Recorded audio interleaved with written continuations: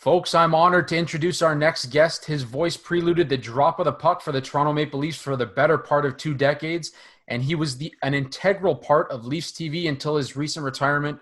Like those before you, Mr. Paul Hendrick, I'd like to welcome you to Sticks in the Six. Thank you very much for coming on. Thank you, guys. Pleasure to talk hockey any month of the year and any time. So obviously, this is a good time. Absolutely, and we got trade deadline coming up. But first, I want to talk with you about your legendary career. I mean, I mentioned to you when I chatted with you a little bit at the Combine one year that watching you kind of prelude the games and with those little intros was part of my growing up, and I loved every minute of it, and I tuned in every year. Wanted to make me a sports broadcaster, and you started off in Sault Ste. Marie and eventually made it to, covering the Leafs. And, what kind of journey was like, or what was the journey like for you? It was one of passion, I think, and one I always believed in once I realized I was not going to get into law school with average at U of T of somewhere around C minus and really not the interest. You always think on paper, hey, this is going to be the career for me. I was no way interested in such. My daughter's a lawyer now, knowing and how hard she's had to work and how dry some of the readings that she's had to do. She's got a mind for it. I didn't. But I ended up getting into Ryerson. But I remember I'd finished my 4 years at U of T, and at the Ryerson interview, whoever the guidance counselor was or admitting person, he said, "Why do you want to come and do another 4 years? Get into some sort of short program or cable." And that's what I did. And I went to a Career Canada college course. 6 months. I quit after 6 weeks because I got a job offer in Sault Ste. Marie. And it was 2 years and 3 months in the Sioux, but I was a year in news and then got a chance to go into sports. But in news on Monday nights, I got to cover City Hall. Tuesday night, it was a school board. Wednesday night, it was Public Utilities Commission. I was off Thursday and Friday, and I did weekend radio and television news on Saturday and Sunday. And then it was a real break to get into sports finally. A little over a year after that, covering the Sioux Greyhounds and all the fun that went with Terry Crisp and Ron Francis and John Van Beestbrook. I mean, I can go on and on. But that year spent in news covering all things like, can you imagine, water hikes on Wednesday night and rezonings on Monday night at City Hall and the closure of Sioux Collegiate, a famous school at a school board meeting in October of that year, 1980 or 79, I guess it was. It was all a great experience. And then into Hamilton and eventually getting a chance to join the Maple Leafs. I know I'm getting a little winded here, but the opportunity finally to join the Maple Leafs and get to do it for almost 25 years, an absolute privilege because I grew up cheering for that hockey club in Northern Quebec. And even to this day, at age 64, I pinch myself at the opportunity for having been given that opportunity. Yeah, Paul, it seemed like you mentioned your aspirations for law school and then something else just came up your alley and this was like the perfect opportunity for you to run with it. And, yeah, and it seemed very perfect because of the fact that, you are synonymous with the Maple Leafs community and Leafs Nation. Take us what's it like to be that voice and that icon that many have looked up to for so many years? Because I remember going to hockey games myself, coming back, trying to watch the Leafs game, seeing you on the screen. Just take us what it's like to be that kind of person and a role model for others. Well, you know what? You never really think about it. You get up every day, you prepare for morning skate or a game or whatever it is. And then lo and behold, some 25 years later, you hear what you're saying. And thank you very much for those kind words. It really does mean a lot to me. I mean that sincerely. But you never think about it. You've always got a challenge on that particular day, whether it means catching that flight, getting to practice, always being prepared. But above all, realizing just how fortunate I was to be able to get to do this for as long as we did. I just had a conversation with Howard Berger just a week ago, and we talked about it. And the limited few of us who have had a chance to travel and cover the hockey club, It's something we'll never forget. It's something not many of us got to do, and it's certainly something that we never ever took for granted. So to get back to your question, you live in the moment, you work hard in the moment. You go through strep throats, flu bugs, sinusitis. I mean, all these things that we all get to do, but you've got to be able to go on camera and perform at a high, consistent level. And although it didn't always work out that way, those tough days were few and far between, just because of a mental will to get through it. And eventually know that once you get to the summer, you're going to be off for a couple months and you can rest and relax and recharge.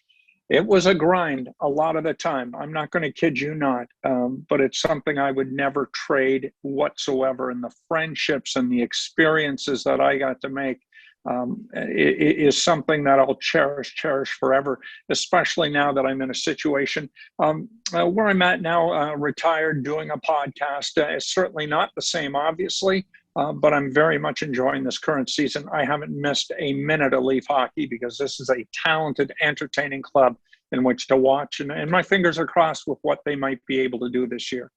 It truly is. And you mentioned Howard Berger, but one guy I want to ask you about is working alongside a guy like Joe Bowen.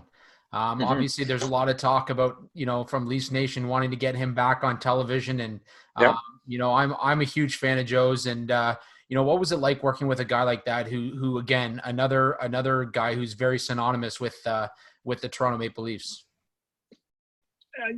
I did play-by-play at CHCH in Canadian University football and basketball for 17 years. To do what Joe does as well as he does, we all take it for granted. I got to do a game for him. He had laryngitis a couple of years ago. We were in Montreal on a Saturday, in New York on the Sunday. And I knew when we were flying down to New York that next day, it didn't look good.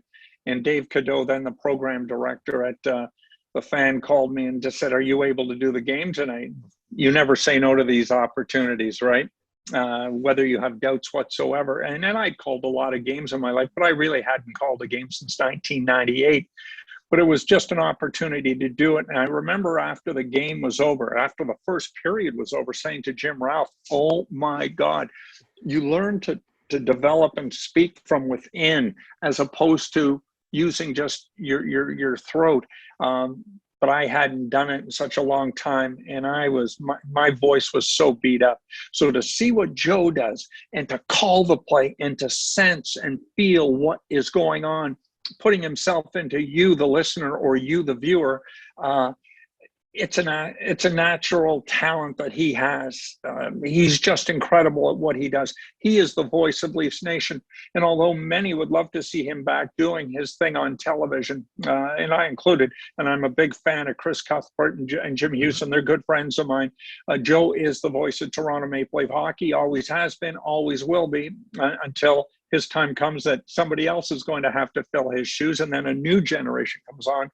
But Joe's just an incredible talent. He works very hard at what he does. He has a sense of what the game is all about, and being able to channel that to, again, the viewer, the listener, is a unique talent, unique to very few, but certainly to Joe and for all of us who grew up working with him or listening to him. It's an absolute privilege because he's the best. I love listening to Joe on radio when I'm in the car. I'll never forget a game in Ottawa, the game where the Leafs were on the ropes, about to get beaten out. It might have been 2002 or 3. Domi's taken into the sideboards, bleeds. Leafs come back, win it, and then win it in Game 7. But to hear him call the game and the "God bless you boys" and the block shots, and to hear that in radio. I remember I was on the Gardner coming back from a telethon in Hamilton for the Children's Hospital that I co-hosted, and I was just, the hair on the back of my neck was rising, and like, but Joe, right? He carried us. He carried the team, but he carries the listener, and it's a unique talent. He's an iconic guy, and to have had the opportunity to work with him is so special. And of course, we're in contact all the time, so he's a good friend. Yeah, he paints a picture for you if you're not there and you're not able to watch it over the radio. His voice, he just does such a tremendous job with the holy Mackinaws and everything like that. It's so great that you still have that connection with him. And You mentioned that, you have your own podcast in the works, and we've seen images of it on social media, especially on Twitter. Mm-hmm. How is that going for you, and what led you to start that venture? Well, it's just when I decided to retire mid-July, I wondered, I'm not ready to hang it up just yet. I have too much experience and knowledge of what's going on. And what I've always loved has been the opportunity to sit down and do an interview. But with what we had, it was a minimum 3, maximum 5 minutes. Here I get a chance for 40 to 45 minutes to sit down with somebody and really get to know them. And that to me was intriguing. Now, being able to do that, you've got to count on contacts, because we do one a week. I'm currently visiting my daughter alongside my wife, and I've taken a 2-week break, but I've already got shows lined up beyond this. It's a lot of work. When you sit down and speak with somebody, you're not going to scratch the surface. That's not the way I do things. So you're phoning people, you're texting people. I need information on this, and I need information on that. And then you get to sit down, you formulate the interview, you conduct the interview, and all of a sudden it might veer left, it might veer right, but you've got a framework with which to go back to and try to entertain, inform, and more importantly than anything else, make sure that the subject you're talking to is engaged with you. So it's a lot of work. It's a lot of work, but hey, I'm not doing a lot else right now except watching, enjoying Toronto Maple Leaf hockey, TFC football, and Real Madrid soccer as well, and the Marlies and all that go with it. But a chance to be able to get somebody's trust and speak to them for 40 to 45 minutes. I find it very, very rewarding, and I'm going to continue to do it into the foreseeable future. It's meant reading a lot of books I'd never had planned on reading before, but it's been fun. We just did an interview with Daryl Boyce. Daryl was a decent hockey player, not a superstar by any means. However, everybody has a hockey story, and we got sitting down. I got a hold of his coach, Gardner McDougall at University of New Brunswick. And boy, there was so many things that came out of that told me things about Daryl. And we sat down for 45 to 50 minutes, and Daryl knew I'd done my homework. And it was just a great piece of storytelling between the two of us. I was very proud of it. We've had great hockey players on, the Ken Drydens of the world, et cetera, Doug Gilmore, et cetera. But Daryl's a guy from Summerside, Prince Edward Island, much like all of us, a story to tell. And it was great to get research done on him. And I think it's as entertaining a 45 to 50 minutes as any of the other 29 episodes I've put out so far, albeit Daryl, not a superstar, 84 NHL games, but still involved in the game of hockey. And, his transition from the island to Toronto into the National Hockey League. And I was there when he made his debut, and I enjoy that part of it. So just the chance to get to know people. This podcast allowed me to do that. Yeah, you mentioned getting to know people and just having those contacts. And one of the things that I really, thought was very impressive upon your retirement was one of the comments that came out was Matt Stajan on Twitter saying, what an impact you had, him being a player in Toronto and what you meant to the players in Toronto. What was it like for you to build that relationship with those players that you see on a day-to-day basis? It's a challenge, and not because of the players or because of me. It's because, as you mentioned, it's every day, and it's every day for 8 to 9 months. And not every day is going to be going great. There are going to be some days where we all have our bad days. So how, as a journalist at one point in my career working for the hockey team, still maintain my credibility, still maintain that of the player or coach involved, and still tell the story credibly? I found that challenging. And many, many times, there were times there, people were jumping on various things that I just didn't feel we had any part of, or nor did I want to be a part of. I just thought it was media and social media beating up on various athletes in Toronto, as they like to do when things start to go bad. So as long as I had the players' respect, they knew there was no ambushing. They knew where I was coming straight up. and I'd always preface it by with all due respect, and then ask the question. You know, and I've told the story before. It's kind of old now, but I'll always remember it. It's you know, the Leafs have lost 7 straight games. Luke Schen's on the ice, the opening minute of play. Florida scores, last minute of play. Florida scores, Leafs down 2-0 after 20. We've booked Luke for our first intermission interview.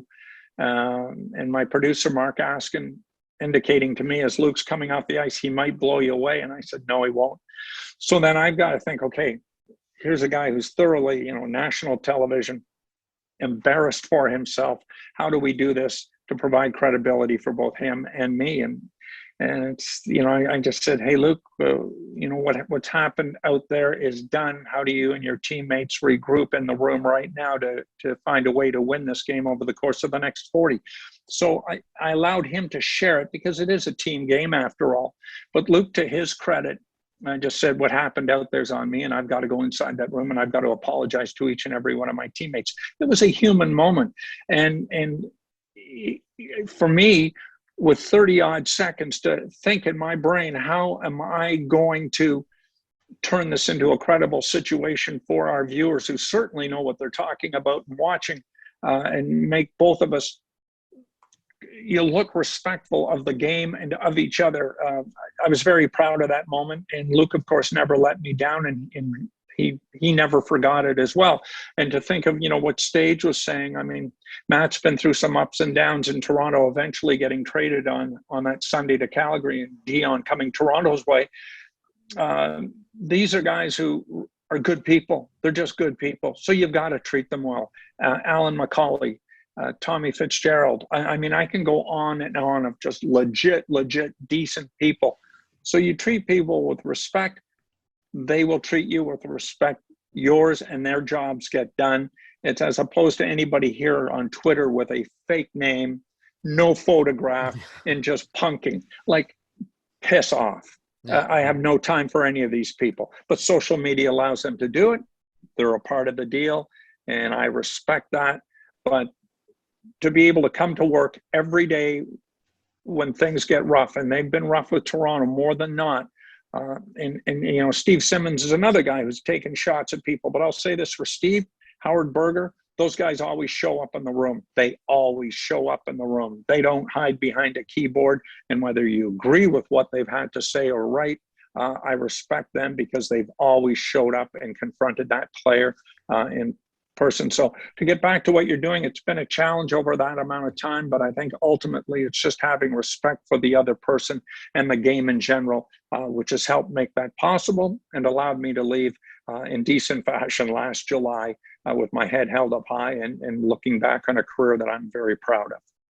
And I think you just summed it up perfectly. It's always about the respect for, you know, whether it's the players themselves, the fans, when they're criticizing players and everything like that. And Leafs Nation is a very passionate fan base. They cheer when they're winning, and then they jeer when things aren't going their way. And it's an endless cycle no matter what. But we've seen some interactions with you where fans are really, like, it's one thing to critique a player, but then you come in as sort of like a voice of reason to try and put them in their place and say, you know, yeah, exactly. Just take it down a bit. But what do you think drives this passion in both comments and criticism so much to a point where it does get out of hand? And what do you say about that? Well, I think it's the fact that we, as a group, have not been able to cheer on a Stanley Cup champion since I was 10 years old, and I'm 64. So you guys are young. You can appreciate that, you know. And I was on a show, and we were talking about the Leafs this year, and I was saying, hey, this defense is going to be better. It's a contract year for Freddie, but Freddie's got to stay healthy. This was talking to Myrtle and Siegel of The Athletic back in early December. Freddie hasn't been able to stay healthy, but the defense and Brody's been excellent. The addition of those veteran guys, especially in the room, has been excellent. And there's one other guy who was on a show with us was saying, well, yeah, but they still haven't won a cup since '67. I said, well, the previous regime's inabilities to win championships has nothing to do with this year's team. This is a clean slate. The canvas is fresh. The other thing is like that, young talented cores in their 5th year with the Leafs. They've never not played in some form of postseason. They're ready to go, and we're seeing it in Austin's 200-foot game. Mitch is just Mitch. He's just so outstanding. JT takes so much heat, but John Tavares is a leader. He's a hell of a guy, and if that's our second center here in Toronto, Leafs Nation has to feel very blessed. So to get back to your question, just frustrated because it's been a lifetime, so many generations since the Leafs last won a Stanley Cup. And until that happens, I think you're going to see it. And I think fans have a right to feel somewhat frustrated. But as you've mentioned, every now and then, you're not going to win them all. Just everybody take a deep, deep breath. Right now, this Leaf team is currently in a queue of 6 or so other teams that if things go right and you get the goaltending, that they've got a chance to compete for a Stanley Cup. And it's something we really haven't been able to say since Pat Quinn's teams. And, even the best of, I think, Pat Quinn's teams, I remember Pat talking about near the end of his career with the Leafs, those great, great teams not able to win and how frustrated he was. Well, this group has so much unique, elite talent. They've got a shot at it. I'll be honest, I never expected Jack Campbell to do what he's been able to do. I knew he was going to be a good supporter, but he's reaping the rewards of a better group in front of him. He's been in a Los Angeles team, at least from a backup perspective, to know what has to get done, knows what can be done. And I think he sees potential with this current group.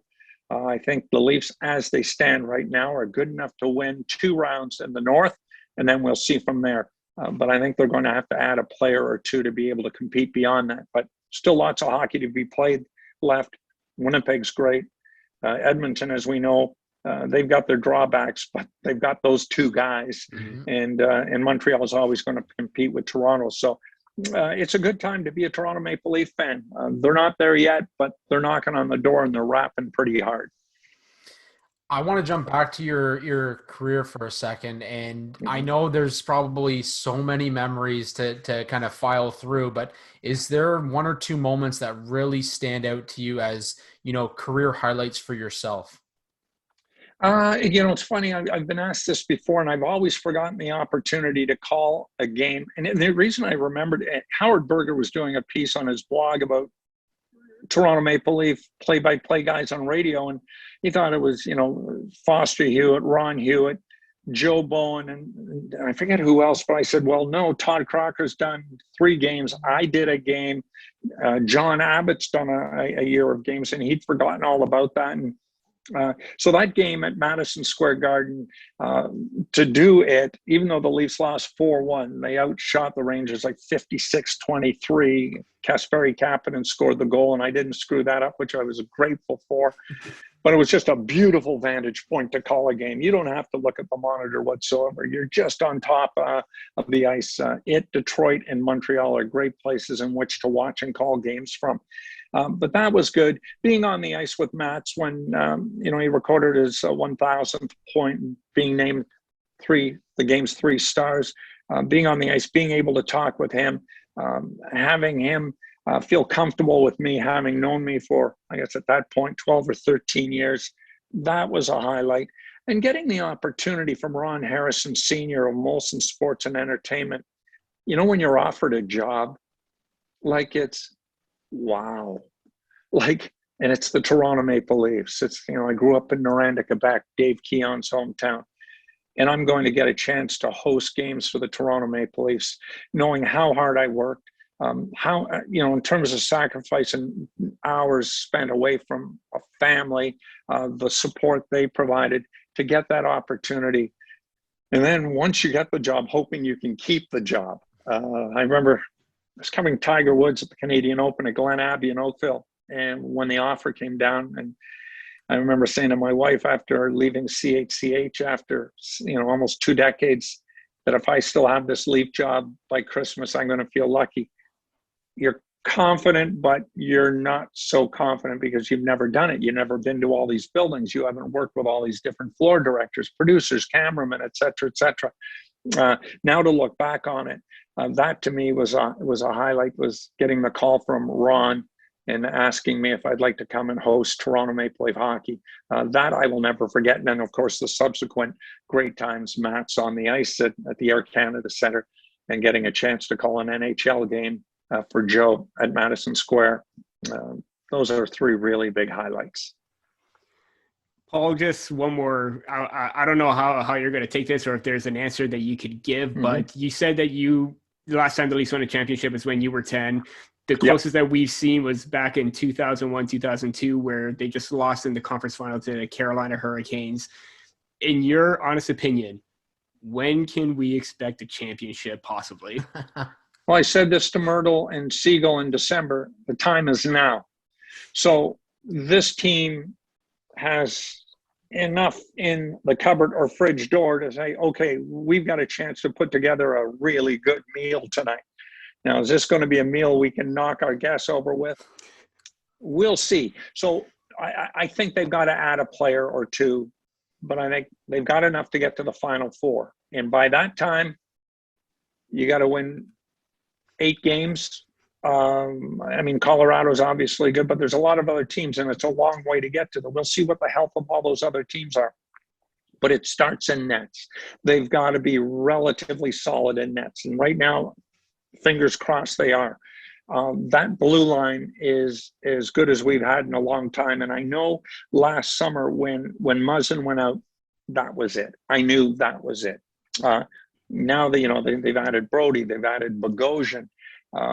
They're a confident group back there. Justin Hall, after playing the better part of a year, and that top pairing a year ago, now solidified in with that second pairing, and Jake, he's upped his game.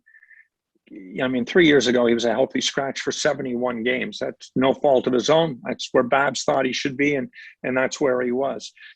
So I just think there's so much better in the back.